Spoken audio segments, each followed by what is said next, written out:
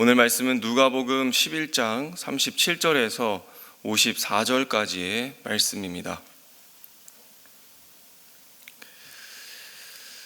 누가복음 11장 37절에서 54절까지의 말씀을 교독하시겠습니다. 예수께서 말씀하실 때에 바리새파 사람 하나가 자기 집에서 잡수시기를 청하니 예수께서 들어가서 앉으셨다. 그런데 그 바리새파 사람은 예수가 잡수시기 전에 먼저 손을 씻지 않으신 것을 보고 이상히 여겼다. 그러나 주님께서는 그에게 말씀하셨다. 지금 너희 바리새파 사람들은 잔과 접시의 겉은 깨끗하게 하지만 너희 속에는 탐욕과 악독이 가득하다. 어리석은 사람들아, 겉을 만드신 분이 속도 만들지 아니하셨느냐. 그 속에 있는 것으로 자선을 베풀어라. 그리하면 모든 것이 너희에게 깨끗해질 것이다. 너희 바리새파 사람들에게 화가 있다. 너희는 박하와 운양과 온갖 채소의 11조는 바치면서 정의와 하나님께 대한 사랑은 소홀히 한다. 그런 것들도 반드시 행해야 하지만 이런 것들도 소홀히 하지 않았어야 하였다. 너희 바리새파 사람들에게 화가 있다. 너희는 회당에서 높은 자리에 앉기를 좋아하고 장터에서 인사받기를 좋아한다. 너희에게 화가 있다.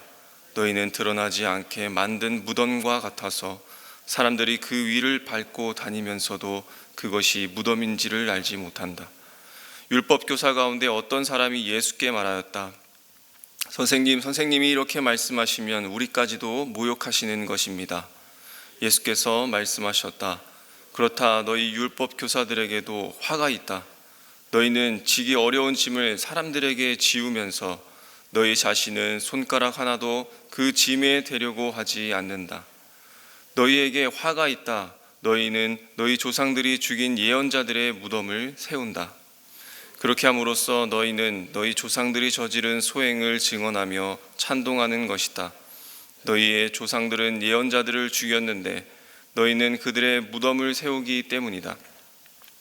그러므로 하나님의 지혜도 말하기를 내가 예언자들과 사도들을 그들에게 보내겠는데 그들은 그 가운데서 더러는 죽이고 더러는 박해할 것이다 하였다. 창세 이래로 흘린 모든 예언자들의 피해의 대가를 이 세대에게 요구할 것이다. 아벨의 피에서 비롯하여 제단과 성소 사이에서 죽은 사가랴의 피에 이르기까지 말이다. 그렇다. 나는 너희에게 말한다. 이 세대가 그 책임을 져야 할 것이다. 너희 율법 교사들에게 화가 있다. 너희는 지식의 열쇠를 가로채서 너희 자신도 들어가지 않고 또 들어가려고 하는 사람들도 막았다. 예수께서 그 집에서 나오실 때에 율법학자들과 바리새파 사람들은 잔뜩 앙심을 품고서 여러 가지 물음으로 예수를 몰아붙이기 시작하였다. 그들은 예수의 입에서 나오는 말에서 트집을 잡으려고 노렸다. 아멘. 오늘 말씀에는 예수님과 함께 이 바리새인들과 율법 교사들이 등장하면서 새로운 단락이 시작됩니다. 한 바리새인이 식사 자리에 예수님을 초대했습니다. 사실 이들의 관계는 같이 밥을 먹을 만큼 사이좋은 관계는 아니지만 아무래도 이 예수님의 가르침에 감동이 되었거나 또 아니면 외식하는 것을 굉장히 좋아하는 사람들이기 때문에 이 예수님과 함께 식사했다라는 것을 남들에게 자랑거리를 만들려고 그러한 자리를 마련한 것으로 볼 수 있습니다. 그렇게 초대된 자리에서 예수님께서 그 손을 씻지 않는 것을 보고는 이 바리새인들이 깜짝 놀라워합니다. 왜냐하면 그들에게는 이 손을 씻는 문화가 크게 자리 잡혀 있었기 때문입니다. 이 씻는 것은 곧 전결의 이 문제와 직결해서 보았습니다. 그들이 살고 있는 죄 많은 세상과 접촉한다라는 것이 불결해지는 것으로 느껴졌고 또 손이나 발을 씻어서 자기들의 정결과 거룩을 지켜나가며 이어나간다라는 그들만의 룰이 있었던 것입니다. 그들은 이런 것에 굉장한 우월감을 가지고 또 그것을 엄격하게 지켜내고 있었던 것이죠. 사실 예수님이 그런 그들의 문화를 모르시지는 않았을 것입니다. 다만 그들의 틀어져 버린 그 삶의 기준과 방향을 잡아주시기 위해서 일부러 손을 씻지 않으셨습니다. 예수님은 이러한 분위기를 읽으시고는 그들에게 아주 엄하게 하나하나 조목조목 거칠게 분노가 가득한 말로 꾸짖으셨습니다. 너희들의 잔과 접시의 겉은 깨끗하지만 속에는 탐욕과 악독이 가득하다. 그것은 바로 겉과 속이 다르다는 말씀이죠. 어떻게 달랐습니까? 그들의 행위는 그럴싸하게 깨끗하고 그럴싸하게 거룩하게 꾸밀 줄은 알았다는 것입니다. 너희들이 손도 씻고 11조도 꼬박꼬박 잘 내고 금식도 일주일에 2번씩 하고 또 그렇게 고결한 삶을 사는 것처럼 행했지만 실상은 가난하고 소외된 그런 자를 불쌍히 여기지 않고 외면하며 멸시했다는 것입니다. 바리새인들이 어떠한 사람들이었습니까? 하나님과 율법을 누구보다도 진지하게 받아들이고 자부했던 사람들입니다. 자기의 신앙생활 한번 제대로 해보자고 말씀대로 살아보겠다고 결심했던 사람들입니다. 그런 면에서는 정말 훌륭했던 사람들이었죠. 그러나 하나님을 사랑하는 그 마음이 점점 사람을 의식해가는 그런 수준에 이르게 되었습니다. 왜 그렇게 되었습니까? 하나님보다 내 자신이 더 중요해졌기 때문입니다. 내가 하나님을 의식하면서 살아가는 것보다 사람을 의식하면서 살아가는 것이 어느새 자신들에게 더 중요한 요인으로 작용되어졌기 때문입니다. 그러다 보니 이웃을 사랑하는 하나님, 이웃을 사랑하라는 하나님의 말씀보다 손을 씻고 먹는 이 전통이 더 중요해진 것이 되었죠. 자기들이 내가 하나님을 잘 믿는다라고 생각했던 것이 이제는 남을 비판하는 데까지 이르게 되었습니다. 그래서 성경에서 그들에게 이러 표현된 말들을 잘 살펴보게 되면 그들은 형식적인 것을 좋아하고 율법주의이고 또 돈을 좋아하는 사람이라고 기록합니다. 더 나아가서 이제는 돈에 대한 탐욕까지 있어서 가난한 사람들의 재산까지도 넘보는 일들도 서슴지 않았다. 그렇게 말합니다. 죄인들을 미워하고 비율법자들을 배척하기도 했습니다. 예수님은 너희가 어리석다. 겉은 화려하고 요란하지만 속은 내용이 없고 부실하구나. 너희들이 그렇게 신경 쓰는 그 겉도 하나님께서 만드신 것이지만 너희들의 속도 하나님이 만드신 것을 모르느냐. 그렇게 말씀하신 것이죠. 겉만 정결과 거룩을 치장하고 속에 대한 정결에는 관심 없는 이 바리새인들에게 예수님은 아주 강한 비판의 말씀을 해보이신 것입니다. 예수님은 그들에게 다시 말씀하십니다. 속에 있는 것으로 자신을 베풀라. 너희들이 속에 있는 그 탐욕과 악독한 것을 너희들이 매번 식사할 때 하기 전에 손을 씻는 행위처럼 정결하게 한 마음으로 구제하라라는 것입니다. 그동안 탐욕의 마음으로 축적한 재물이 있거든 너희들이 손을 씻어 정결하게 한 그것으로 마음을 정결하게 하고 그 부정한 재물을 되돌려주고 더 나아가 너희들이 정당하게 모은 것이라 할지라도 그것을 가난한 사람들에게 나누어 주라. 그렇게 너희의 마음의 깨끗함을 스스로 확인해 보라 하는 그 예수님의 말씀입니다. 그렇게 될 때 너희가 처음 가졌던 그 하나님을 사랑하는 마음이 회복되고 하나님의 관계가 회복되고 양심의 자유 그리고 더러운 탐욕에서부터 해방될 수 있다라는 예수님의 놀라운 말씀이신 거죠. 오늘 성경 말씀에 보니까 그들이 11조를 철저히 했다고 이야기합니다. 모든 것에 빠짐없이 했습니다. 더 나아가서 11조로 규정되지 않는 그 이상의 것을 드렸습니다. 박하, 향기로운 식물입니다. 운양, 아름다운 꽃입니다. 온갖 채소, 종류의 채소를 드렸지만 정작 문제는 무엇입니까? 그러한 마음이 없다라는 것입니다. 사랑의 마음이 없다는 것입니다. 자비와 긍휼의 마음이 없이 예물을 드리고 그런 마음이 없이 구제했다라는 것이죠.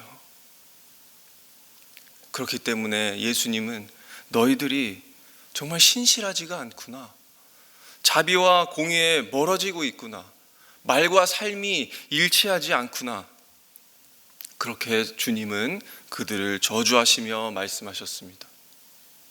내적인 것을 점검하라. 겉과 속이 같이 가지 않으면 소용이 없다라는 것. 마음에 없는 구제, 마음에 없는 긍휼을 베푸는 것은 그저 외식하는 것에 불구하고 그러한 삶은 하나님이 기뻐하지 않는다라는 것입니다. 그들에게는 더 나아가 큰 문제가 있습니다. 그저 높은 자리에 가는 걸 좋아했습니다. 어떻게든 자기들이 주목받고 싶어하고 이 강대에 올라오는 것을 좋아하고 순서를 맡는 것을 좋아하고 상석에 가는 것을 즐기는 그들의 종교적 교만과 그 명예욕을 꾸짖으셨던 것입니다. 자기들의 의뢰의 존경받고자 했던 그 외적인 그 행위가 진정 하나님 앞에 바른 것인지 들여다보라, 그렇게 말씀하신 것이죠. 또한 예수님은 그들에게 이렇게 말합니다. 너희는 드러나지 않게 만든 무덤과 같다. 그것은 바로 회칠한 무덤을 의미합니다. 회칠한 무덤이 무엇입니까? 무덤은 죽은 자들의 시체가 묻혀 있는 곳이기 때문에 혹시라도 그곳을 밟고 지나가게 되거나 접촉이 되면 자기들이 일주일 동안 부정해지는 그런 율례가 있었습니다. 그런데 그런 것을 방지하기 위해서, 혹시라도 밟고 지나가는 것을 막기 위해서 그 무덤 위에 석회나 회반죽을 발라서 빛깔을 내고 광택을 내두었다라는 것이죠. 그러니까 이것은 겉은 그렇게 화려하지만 속은 시체가 썩은 것 같이 겉과 속이 다른 그 바리새인의 종교적 그 위선을 꼬집어서 얘기한 것입니다. 그 식사 자리에 율법 교사도 있었는지 예수님의 이러한 말을 듣고는 이렇게 얘기합니다. 이러면 자기들도 모욕하고 자기들을 조롱하는 것과 같다, 이렇게 이야기합니다. 그렇지만 예수님이 그들을 그냥 넘어가지 않으시고 이 율법 교사에게도 만만치 않은 말로 꾸짖습니다. 너희 율법 교사들에게도 화가 있다. 너희는 지기 어려운 짐을 사람들에게 지우면서 너희 자신은 손가락 하나도 그 짐에 대려고 하지 않는다. 율법 교사, 그들은 어떠한 자들이었습니까? 말씀을 기록하는 자들이었습니다. 그들이 열심히 기록하다 보니 여러 가지 해석들이 자기들 머리에 있었고, 그러다 보니까 그 말씀에 어떠한 항목을 더 붙이고 하나를 더 붙이고 해서 자기들의 많은 율법들을 더 만들어 나갔습니다. 그렇게 수많은 율법들이 생기고 그런 복잡한 것들을 일반 사람들에게 하나하나 외우고 그것을 지켜 나가라 라고 그렇게 강요했습니다. 그렇게 율법을 준수해야 하는 무거운 짐을 다 지어놓고 정작 자기들은 지키지도 않고 그 짐을 덜어주기 위해서 나서지 않았다라는 것이죠.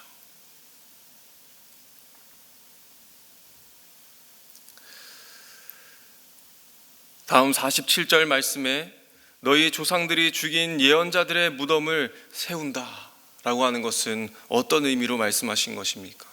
예언자는 선지자들을 말합니다.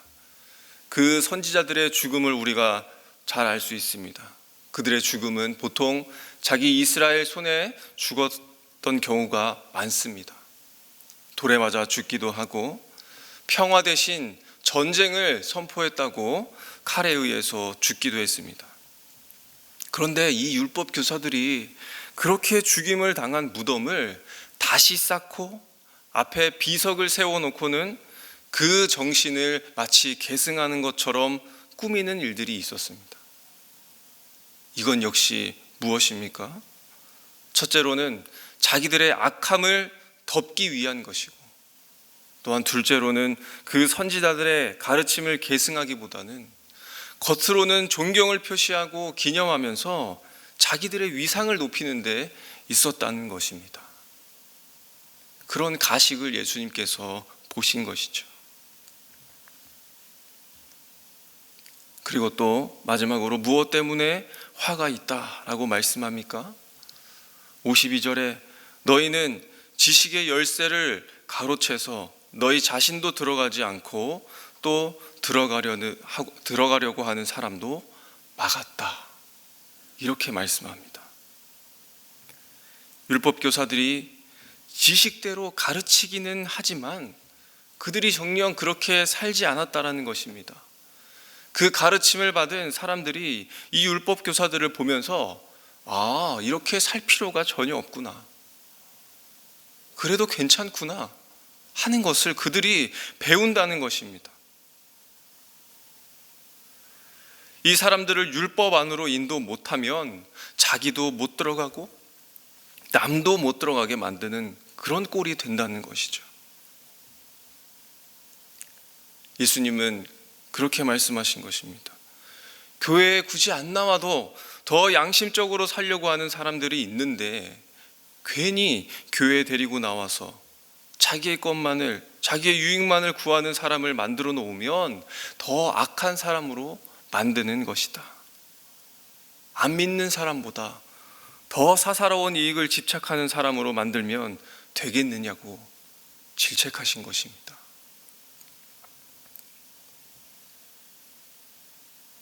선지자들을 죽인 것, 그것을 덮는 것도 악한 것이지만 더 악한 것은 사람들로 하여금 구원에 이르지 못하도록 차단시켜버리는 그 행위를 꼬집은 것입니다.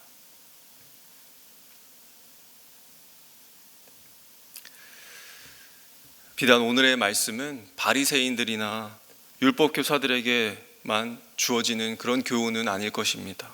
우리도 얼마든지 그럴 수 있다는 것을 보여줍니다. 오랫동안 신앙생활을 한 사람들도 이렇게 자기의 노선을 따라서 얼마든지 부패할 수 있다는 사실을 우리에게 보여줍니다. 우리는 하나님을 더 잘 믿기 위해서 오래도록 훈련받고 믿음의 그 인고의 세월들을 숱하게 보내왔지만 내 높은 위치를 고수하려는 내 모습을 비추어 줍니다. 우리의 신앙이 오래되면 오래될수록 속이 정결해지고 또 거룩해지는 것을 기대하지만 어느새 우리는 겉만 그럴싸하게, 속은 전혀 다른 그 차이를 우리에게 거울로 비추어 보게 하십니다. 바울이, 바리새인이 겉과 속의 이 격차를 채우려고 열심을 냈던 것은 무엇이었습니까? 바로 위선이었습니다. 위선으로 그 공간을, 그 사이를 채워나갔습니다. 하나님이 그토록 중요했던 그 자들이 어느샌가 자신을 중요시 여기면서 위선의 탈을 쓰고 남을 정죄하는 사람이 되어버리는 그것과 같이 예수님은 우리에게 자신을 경계하라는 그런 메시지를 우리에게 보내신 것 같습니다. 율법 교사들, 고상한 척 자기들도 지키지 못하는 것들을 남들에게 내세워 놓고 무거운 짐만 지우고 오히려 자기 유익만 구하며 세상 사람들보다 못하게 만든 그 구원의 방해가 된 존재처럼 혹시 나도 그러한가? 내 모습을 돌아볼 그런 말씀이 아닐까 생각이 듭니다. 그러나 예수님의 이런 날설인 말씀이고 또 그들을 저주했던 말씀이긴 하지만 사랑하셨기 때문에 돌아올 것을 기대하는 마음으로 그들을 꾸짖으셨습니다. 그러나 우리의 마음도 그들과 같지 않았을까요? 겉과 속이 다른 나의 모습과 성도로서의 삶의 정곡을 찔릴 때에 그들이 느꼈던 것처럼 모욕처럼 느끼고 조롱당하는 것 같아서 예수님의 말씀을 듣고 싶지 아니하며 오히려 예수님의 말씀에 트집을 잡으려는 마음들이 생기는 것은 아닌지, 오늘 이 말씀을 사랑의 말씀으로 듣는 저와 성도님들이 되시기를 원합니다.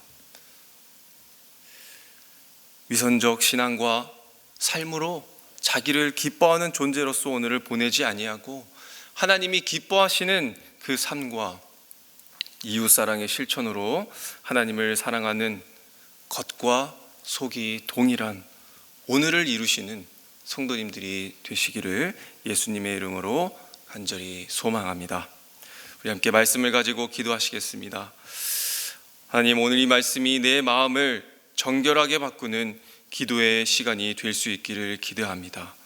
겉과 속이 일치하는 하나님과 이웃을 사랑하며 기뻐하는 삶을 살 수 있기를 시간 기도하시겠습니다.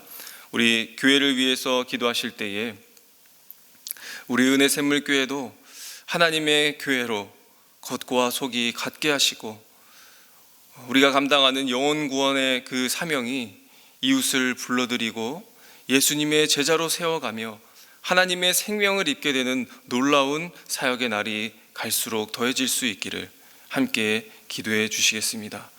또한 교회에서 25일부터 27일까지 유년부 겨울 성경학교가 있습니다.